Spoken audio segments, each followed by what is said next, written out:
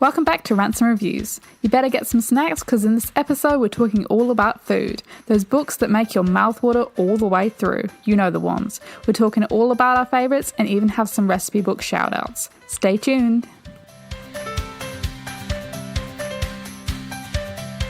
What are you currently reading? I am halfway through... What am I halfway through? Red, White and Royal Blue by... Stand by. Casey McQuiston? By Casey McQuiston. McQuiston, a name which I've never heard before. McQuiston, that is, not Casey. I know that's a name. Yeah, about halfway through. And I think I'm enjoying it. It's very, what's the word? The characters are very, like snappy. Yeah. And they're, like, I don't know how to describe that, but, like, they're quite witty in their dialogue, I think. So I think I'm enjoying that aspect about it. But it's about... You've read it, eh? Yeah. Yeah. So it's about the first son of America, so the president's son, and his relationship with the current Prince of England. So they kind of have this thing going on.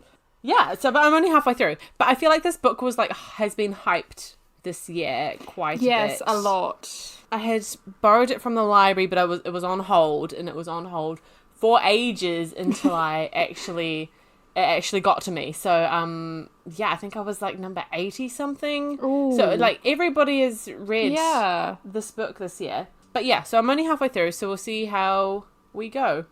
I've just spotted a ginormous spider on my bookshelf, and he is not allowed to be there. I'm just gonna go get him. Okay. Before he eats my books. Yeah. Okay, I got him. All as well. Okay, Awesome. Sorry. All right. And that is all I'm currently reading. However, the next books in line, I'm very torn with whether I need to pick up The Toll because, oh my goodness, I need to read it. Or I currently have 7 books out from the library.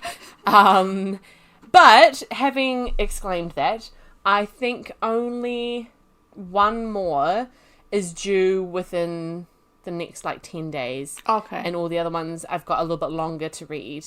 So I'm thinking I might read... Oh, that's Spin the Dawn, by the way, which is by Elizabeth Lim, which has come out this year. That's what I'm hoping to read next. And then I might get to The Toll. And then I will finish all the library books. What about you? I am back to my usual self and reading 3 books at once. Oh, good. We've missed this, Sophie. I know, I haven't been around for a while, but it's come back. So, I'm currently rereading Harry Potter and the Philosopher's Stone. Yes, for excellent. Our upcoming episode. Yes, I'm also going to do that. I'm actually reading the illustrated version, which I haven't actually properly fully read yet.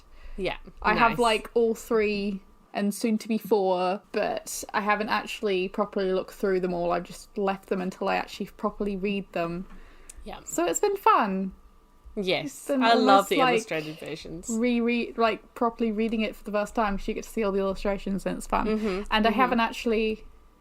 I think it's been at least over a year since I've read the first one. My last reread. So it's actually quite... You forget things happen. Yeah, and you get sucked in, and they have just defeated the troll. Brilliant. Good. So, this is where they become friends. Yes.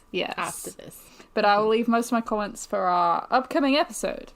Yes. So the other 2 books I'm reading is The Toll by Neil Shusterman. Yes. Because which has just come out. I don't have the restraint you have, and I picked it up as soon as I got it, and... Oh, man. Yeah. Amazingly, I haven't finished it yet, but I've been pacing myself because I know it's the last one and I don't want to finish it because then it's over. So I've been trying to pace myself. But yes, I am enjoying that so far. I'm about halfway, I think. This one's quite a lot bigger than the other 2, isn't it? Yes, it is. And I now realise why it's called The Toll, and I know why the cover is like it is, but I won't say anything further. Yes, our previous gripes about the cover being The green. But I'm still annoyed that it's green. Okay, and it being a 2-word title. The 2-word title Unlike the makes other sense. Okay. But it still annoys me a little bit. But at least it makes sense, whereas the green still does not. But the design of it does.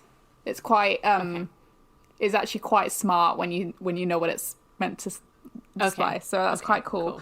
And then the last one, is The Last by Hannah Jameson, which I actually finished like an hour ago. I was audiobook, so I finished that on my way home from work.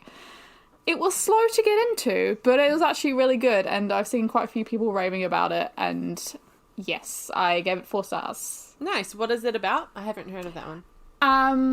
It's basically the end of the world happens, so like all the main cities are bombed, and it's about these 20 people that happen to be staying in this hotel at that time, and they don't get bombed, so they're still alive, and they're trying to survive. They're the last people. Gotcha. Well, they think they're the last people alive, kind of thing. So it's just them surviving, and there's also been a murder, so they're trying to like figure out the murder, and it's actually quite cool. Yeah, it does take a little bit to get into, but I think that might be because I was audiobooking it, and sometimes that does take a while. Yeah. But yes, it was good. Cool. It was gripping. Yeah. Once you get into the bit. Yeah. So, yes, that is what I'm currently reading. Awesome. All 3 books. All 3 books.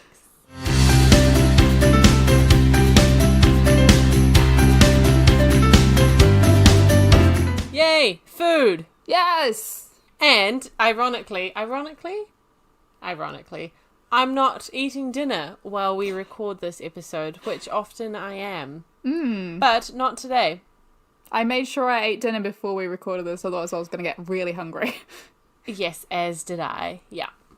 So we are chatting about books that make us hungry today. So whether that be books about food or books that include a lot of food in them, basically any book that we like get the tummy grumbles for. Yeah.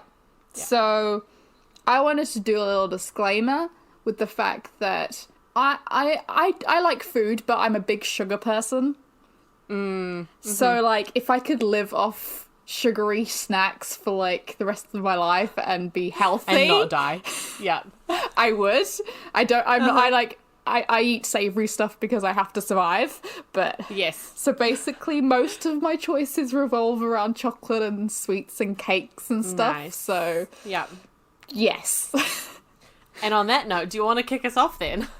Weirdly, the top of my list book isn't about sweets. Okay. But the rest are. Of course. Okay. You start with your non-sweet one then. My non-sweet one is basically any of Nikki Pellegrino's books. Not one in particular, but like any of them, because she is just the best person I've read for food descriptions. Because she writes a lot about, like, Italy and stuff, eh? Yeah, it's, like, basically all of her books are set in Italy, and it's all the Italian food, and... Yes. You know, Italian food is great food. Delicious. Yes. So, you can see why it's... what am I trying to say? There are sweet stuff in it, but it's mainly about, like, all the pastas and the gooey cheese, and... Oh, I should have, like, picked out, a little description... thing to like read out about the food. Oh, do I have one? Oh, okay. Give me a second. Okay. I'm gonna do this. Probably not a best one, but it will do. So, as well as the usual crostini, they serve zucchini flowers stuffed with ricotta, laced with nutmeg, and deep fried in the lightest of batters. You know what? Like, all those things by themselves, like, don't appeal to me. But, like, together, somehow that sounds amazing. I know, like... I don't really do fancy food. Like, I wouldn't go do zucchini flowers and stuff like that, but... But somehow it sounds incredible. It's just... Yeah, it's just great. And this one... Is it this one in particular? Which is what one? Yes, it is. This is A Year in Hotel Gondola. It has recipes in it. No way! Yeah. Like, every... it's split between, like, past and future... Not past and future. like her story and then the story she's writing, the character. Oh, okay. Yeah, and yeah, then yeah. the story she's writing at the end of every chapter, there's a recipe of like what she's cool. like recently discovered. It's so good. But yeah, so it makes me want to eat the stuff even though I probably wouldn't like it. Yes. Yeah. Like, She it wouldn't makes be the sound usual thing I'd delicious. pick off a menu, but like I just want to eat everything. And that's what makes a good food book, is you just Yes. like you're drooling constantly. Yes. Yum. Yes. Every book of hers does. It's just so good. And I'm just already hungry, and we're like barely through. Already had dinner tonight. Yes. Oh no. Okay, so my first one is, I don't know if oh no, you've just done exactly the same thing, like kind of picked all of Nikki Pellegrino's books. I'm about to do the same thing, but with the entire Harry Potter series, because of like the feasts and the sweets and the butterbeer and like the general food I hype knew we'd have the same ones. of Harry Potter. Yeah, okay, perfect. But I love how the food just kind of all appears in the Great Hall on, you know, whatever occasion. And all the exciting sweets and stuff as well. But I also love how Ron is always eating. Yes. Like, I can't remember because I haven't reread the books in a while. I can't remember if he's eating throughout the books as well, or if it's just kind of something they've picked up on and they kind of play it throughout the movie versions. It does happen Because in the movie versions, quite a bit. he does eat a lot. Yeah. And I always feel like if Harry Potter was actually a series about Ronald Weasley, he would be Ronald Weasley, the boy who ate. You know? Ronald Weasley and the things. chicken breast. Yeah. Ronald Weasley and the emotional range of a teaspoon, you know? Yeah, I always loved, like, all the descriptions. Like, when Harry sees, like, anything from the trolley, the lady in the train for the first time, and, like, what's on the trolley, and it's all very exciting and new, and... so much fun. And those are mostly sweets. Yeah. The thing I have, because I have Harry Potter as well, obviously. Yes. The note I have is, tell me you didn't read the Honeydukes chapter and not drool all about the sweets. Oh, for sure, yes. Yes, like, what would be your go-to, like, if you got to pick anything? If they had created everything in, like... Because I was thinking about this when I was writing my notes as well. Because I think some things are kind of, like, normal things. Yeah. In terms of, like, you can... Like, a pumpkin pasty, that's going to be a pasty with pumpkin in it, right? So you can kind of... I assume so. know what you're going to get. And, like, even some things like Bertie Bott's Everflavor beans, like, we've kind of got those now as well. So I think it would be things, like, that they haven't made replicas of.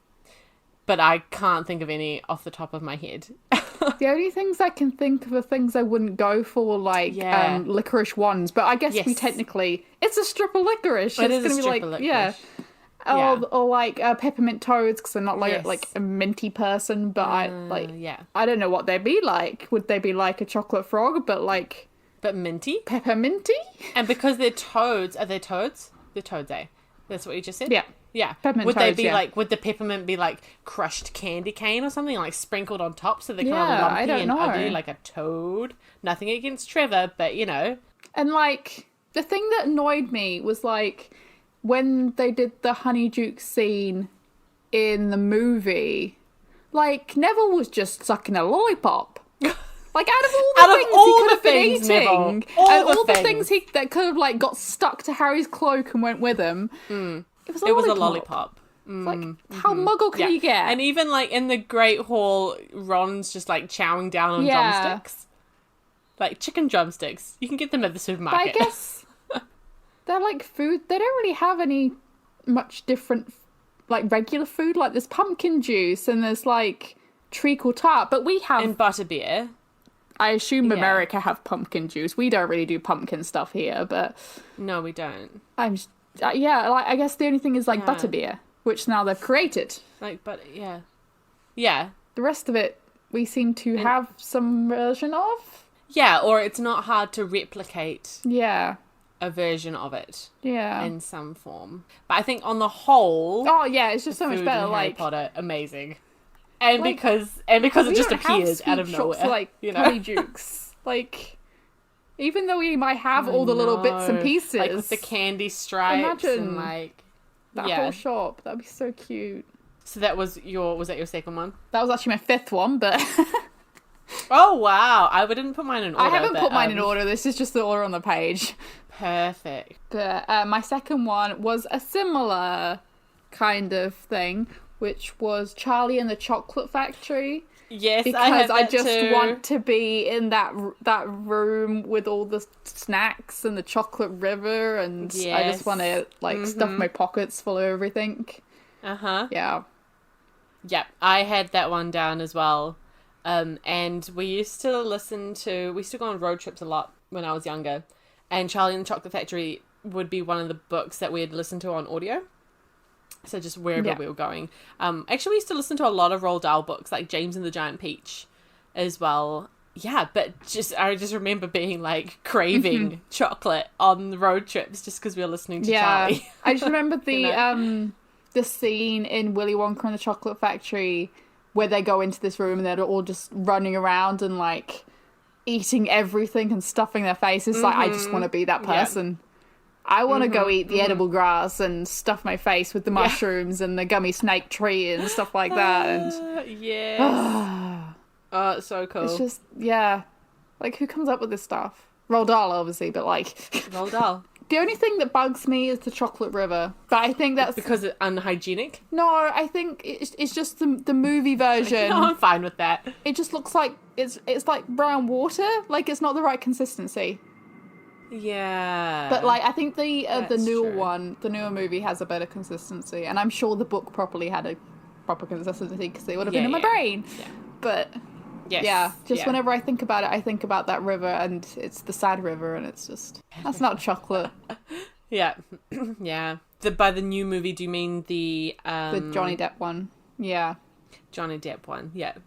I love his portrayal of Willy Wonka. Yes. So much. I do love... The old movie is definitely the best, but he is pretty good. Yeah. Yes, yeah. Oh, for sure, yeah. But yeah. And I love how he's like, everything here is edible. Even I'm edible. Yes. But that's called cannibalism, kids. And it's frowned upon in most societies. Is that quote from the book? Because that sounds like something that would be. But it's an excellent addition. Because that was... A lot of the quotes and stuff from the newer movie was from the book, whereas the older movie kind of just... Yeah. Okay, so my next one is collectively The Hobbit and Lord of the Rings. Mostly because the hobbits love to eat, and they're always talking about food and having second breakfast and second breakfast and all those wonderful things. Yeah, and even things like boring things like lembas bread, that the elves give them, and it's so intriguing. Like, what does that taste like? Horrible, I bet, but life-giving at the same time. The first time I went to Hobbiton, my friend and I took her husband, also my friend, to Hobbiton for his birthday, and we did you can do the normal tour of Hobbiton, which I highly recommend, amazing, but you can also do the Green Dragon Inn version as well, which includes this huge meal, and you walk in and it is incredible. It's these big long tables like you would imagine in a Hobbit hall type thing.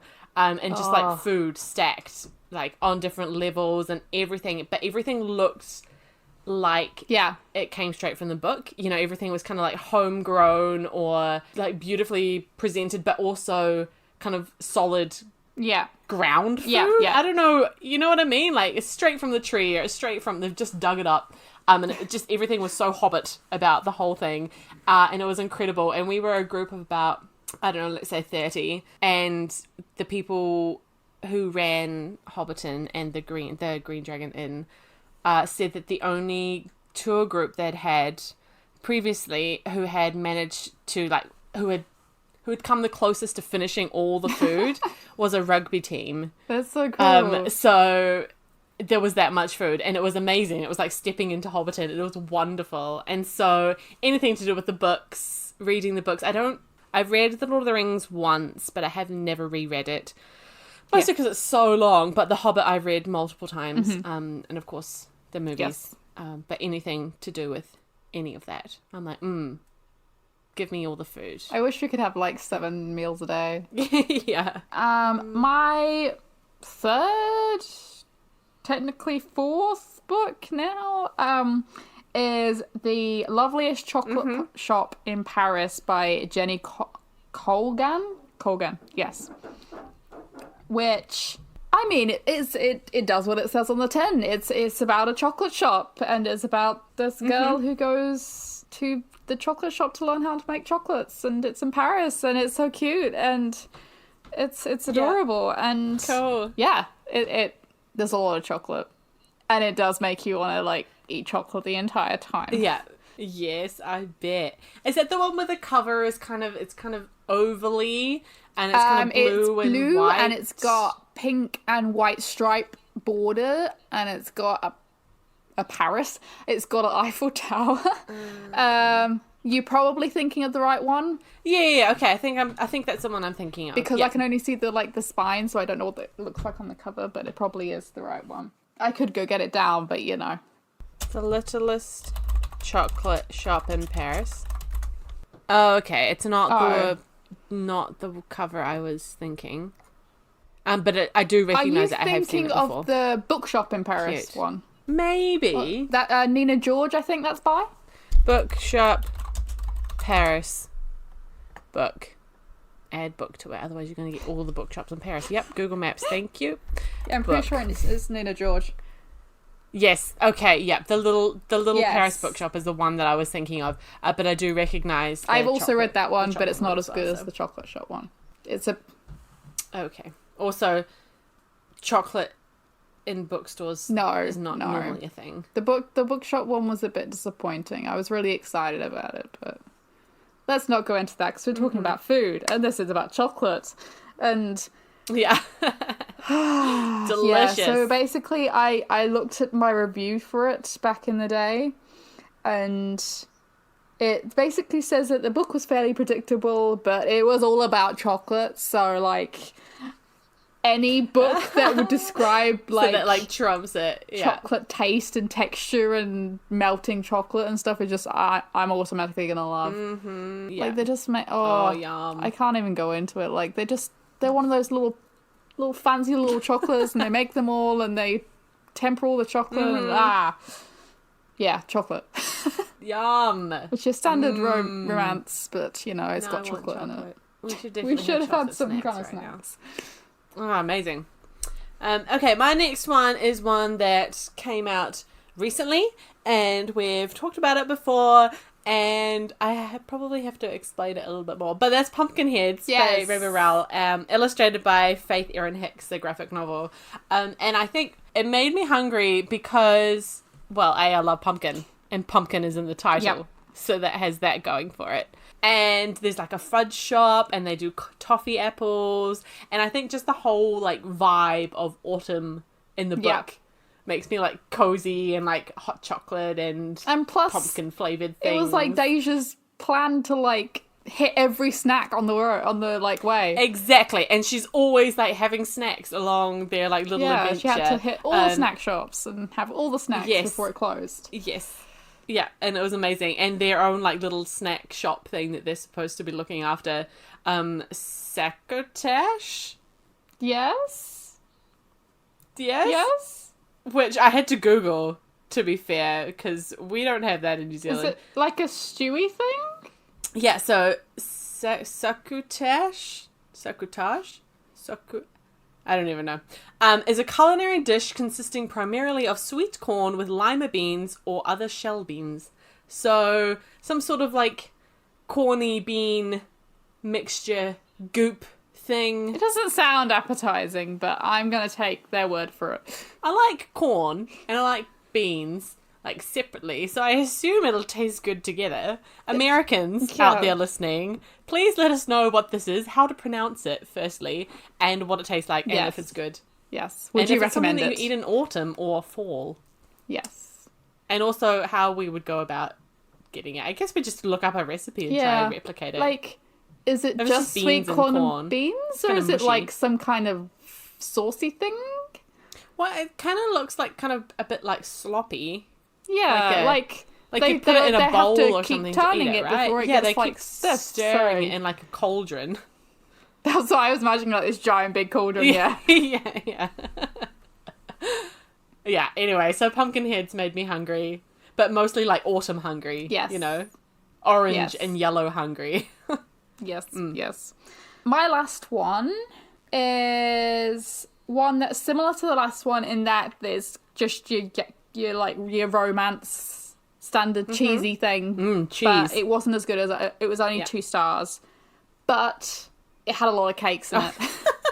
And it's The Cozy Christmas Tea Shop by Carolyn Roberts, which is the one I got to read during December last year for my Christmas book. Yeah. And it was a bit of a letdown, but their description of the cakes were just great. Like, there was a lot of repetitivism. Is that a word? Repetitiveness? There was a lot of repeating of things. Yes. Repetition. Like, yes, repetition, whatever. That thing. So basically, like, if they, like, for example, the lemon drizzle, there was a lot about the lemon drizzle cake. So whenever the lemon drizzle was mentioned, they'd go into this whole describing detail about it, like mouth-watering detail. And it's like, yeah, we get it after like the third or fourth time. But also, I really want some lemon drizzle cake now. So like, I'm going to forgive you for it. But yeah, they're just, most of the book was about cakes. And when it wasn't about cakes, it was about cheesy romance and weddings and, you know, fun stuff. Yeah. So it was all right. It had cake in it. But it was like, yeah, it had cake in it. And I really want cake. And yeah. Yum. Yeah. I probably wouldn't recommend it, but if you like cake, go for it. If you like cake being repeated, definitely go for it. Yes. I think this was actually the second book in a series and I hadn't read the first one, so maybe read the first one. Like, it didn't matter to the story really, but I feel like... If you're going to read something, you might as well read the first one first. Yeah, although maybe the writing didn't improve, and if it did improve, then I don't want to imagine what it was like in the first one. Yeah. What were we talking about? I don't know. Yeah. There was cake in it. I like cake.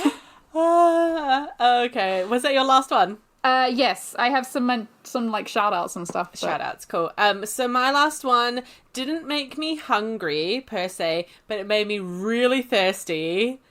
And that was Dry by Neil Shusterman. Yes. And this is a book about basically the world kind of runs out of water, and it's about these characters who are kind of chasing down the water and their kind of adventure and whatever. But when I got this book from the publishing company, they sent it to me from Australia, bear in mind, and it arrived, and it was kind of a funny package, and it was quite big for a small book to be inside it. And I opened it up, and they had sent me not only a copy of the book, but an entire bottle full of water. And I was like, A, this is awesome. Like, well done for including this little fun detail. But B, it's come across like dangerous. The Tasman Sea. It's amazing that the book actually arrived dry. That sounds... You know?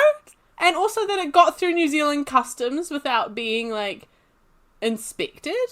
I don't know, the whole situation, I was just like, okay, good, like, awesome. Can you take water through customs? But like, if you're just New Zealand... Well, it would have gone through, like, the New Zealand Post, right?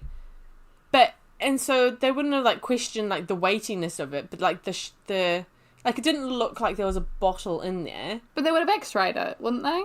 But they would, well, yeah, you'd think they would, like, feel around, and if it was liquid, you'd think that they would have opened it to confirm that it was just water and not petrol or something. I don't know, that was like the worst thing I could think of in the moment. I'm sorry, you guys, I got nothing. I mean, petrol's dangerous. Clearly I'm not a postal criminal. I don't know. Yeah, so I don't know. So that book made me thirsty the whole way through, because it was just like everybody was so parched all the time, and it was so deserty and so dry, and yeah. What were your shout-outs? I'm just quickly looking through my bookshelf, see if I can figure anything out, because I haven't actually got that much. But other than, like, all the other Roald Dahl books, because, you know... Yes, James and the Giant Peach. The BFG with all his... Oh, yes. Snozcumbers, is that what they're called? Maybe I wouldn't eat the Snozcumber, though. No, I don't think I would either, but, no. you know, yes. they're mentioned, so... Yeah. My top shout out was actually to All the Boys I Loved Before series. Me too! And all the cookies and stuff they used to make. And, oh, that's adorable. Yes. Yes. I had like written it down, but I didn't put a note with it. And I was like, why have I added this? And then I remembered, I was like, they're baking like the whole time. They're just baking all the time. They're baking, like... And I've only read the first one. I assume it continues. Yes. She literally makes the entire series. It doesn't change. Perfect. Great. And I also wanted to shout out an actual cookbook. Oh, nice. Yep. Because, you know, we're talking about books. Here we don't talk about recipe books that much. But I wanted to shout out the Frances Quinn's, is it Quintessential Baking? Oh, nice. It's a baking recipe book, but she has cool stuff. And I've tested one recipe so far and it's turned out great. So, Yep. I like collecting baking books, but I'm terrible at actually making things. Yeah. Mm-hmm. But yes. Awesome. So my shout out was to All the Boys I Loved Before. And also because my list was kind of very limited at the beginning and I couldn't think of anything, so I added literally whatever I could think of. And so my other shout out is The Very Hungry Caterpillar. I mean, yeah. Because he eats throughout his whole week. Yeah. To turn into a beautiful butterfly, but he's eating a lot. And so and I'm like, yes, I will have 3 plums because it's Wednesday or whatever.